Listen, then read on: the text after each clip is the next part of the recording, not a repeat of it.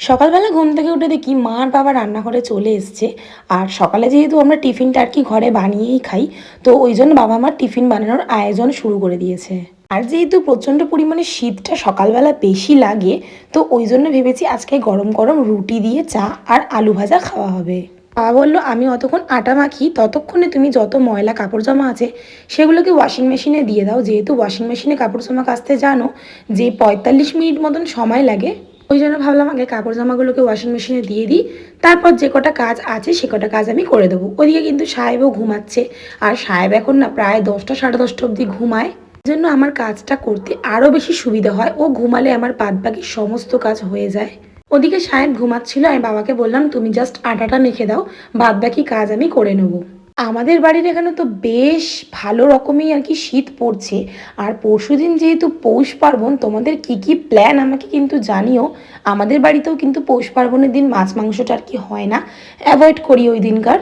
কারণ ঘরে যেহেতু রাধা মাধব আছে, আর ওই জন্য আমরা ওই দিনকার নিরামিষ খাই। আর ওই দিনকার পিঠে আমরা ভগবানকে নিবেদন করে তারপর আমরা ঘরে পিঠে খাই। সাহেবের বাবা কিন্তু আজকে হাটে যাবে, যেহেতু হাটবার, আর হাট থেকে নারকেল গুড় চালের গুঁড়ো সমস্ত কিছু নিয়ে আসবে। সেগুলো আমি কি ভিডিও করতে পারবো না, যেহেতু সাহেব এখন ছোট, জানো তো, ও ঘুম থেকে উঠেই মা মা করে। ওই জন্য আমার আর কি ভাগ্য হলো না হাটে যাওয়ার। নেক্সট বার যখন যাব শেয়ার করব। আর বাবা যেহেতু সকাল সকাল বাজারে গেছিলো, তো বাজার থেকে অনেক টাটকা টাটকা সবজি এনেছিল। মা সেই সবজিগুলোকে কাটছিল, যেহেতু আজকে আমাদের একটা পাঁচমিশালি তরকারি হবে, মাছের ঝোল হবে, মাছের কাঁটা রান্না হবে। তো মাকে বললাম দাও টুকটাক যা সবজি আছে আমি তোমাকে একটু ধুয়ে হেল্প করে দিই। ওদিকে মাকে টুকটাক সবজি টবজি ধুয়ে দিয়েছি, মা ওদিকে নিজের কাজ নিজে করছে।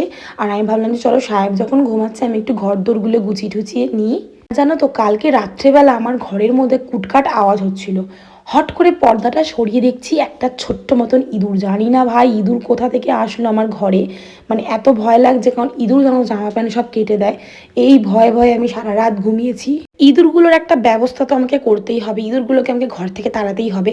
আমার ঠাকুর ঘরে গিয়েও তছনছ করছে। আমি যেহেতু ঠাকুরের এক্সট্রা এক্সট্রা অনেক কিছু খাবার কিনে রেখে দিই, যেমন লাড্ডু, শনপাপড়ি, তারপরে ওই পার্লেজি বিস্কুট, লজেন্স, এইসব সমস্ত কিছু খেয়ে একদম সাফ করে দিচ্ছে। মানে এত অত্যাচার করছে তোমাদেরকে বলে বোঝাতে পারবো না। কোথা থেকে ইঁদুরগুলো ঢুকছে আমি নিজেও জানি না। কথা বলতে বলতে এইখানে আমার আটা মেখে রুটি টুটি সমস্ত কিছু করা হয়ে গেছে। আর আজকে যেহেতু অনেক কটা রুটি করার ছিল, ওই জন্য আর কি ঝপাঝপ করে আজকে আমি রুটিগুলো বানিয়েছি। বাবা এদিকে দেখি আমার সাহেব গেছে উঠে। আর সাহেব না ঘুম থেকে উঠে গেছে, উঠে ওকে ফ্রেশ করিয়ে দিয়েছি, দাঁত মাজিয়ে দিয়েছি, মুখ টুক ভালো করে ধুয়ে নিয়েছি। আর ও রুটি খেতে ভীষণই ভালোবাসে, তাই ওকে অল্প অল্প করে আমি রুটি ছিঁড়ে দিচ্ছিলাম। আজকে সকালে কিন্তু সাহেব দুধ, রুটি আর কলা ভালো করে চটকে আমি ওকে খাইয়েছি। এটা ওর খুব ফেভারিট একটা খাবার। আর ডাক্তার যেহেতু বলেছে সাহেবকে একটুখানি দুধ রুটি ফুটি খাওয়াতে, ওকে ভাতের পরিমাণটা খুবই কম দিতে বলেছে। যেহেতু এত ছোট বাচ্চাকে ঘন ঘন ভাত দেওয়া উচিত না। একজনকে তো দেখি তিন চার টাইম ভাত দেয়, বাট আমি 3-4 টাইম বাচ্চাকে ভাত দেওয়া একদমই পছন্দ করি না। আমি আমার যতই কষ্ট হোক, ঝড় আসুক, তুফান আসুক, আমি আমার ছেলেকে প্রতিটা দিন নানান রকমের ডিশ করে খাওয়াই। যেহেতু ওদের মুখে এখন অনেক রকমের খাবার টেস্ট করাতে হয়, ভালো লাগে। ওই জন্য কখনো কখনো আমি ডালিয়া দিই, ভাতটা আমি খুবই কম দিই। রুটি, তারপরে চিড়ের পোলাও, সুজির হালুয়া, টুকটাক আমি অনেক কিছু রান্না করে করে দিই। বাট আমি সকালেই ভাত দেওয়াটা একদমই বাচ্চাদেরকে পছন্দ করি না। জানি না কে দেয়, বাট আমি আমার ছেলেকে সকালবেলা একদমই ভাত খাওয়াই না।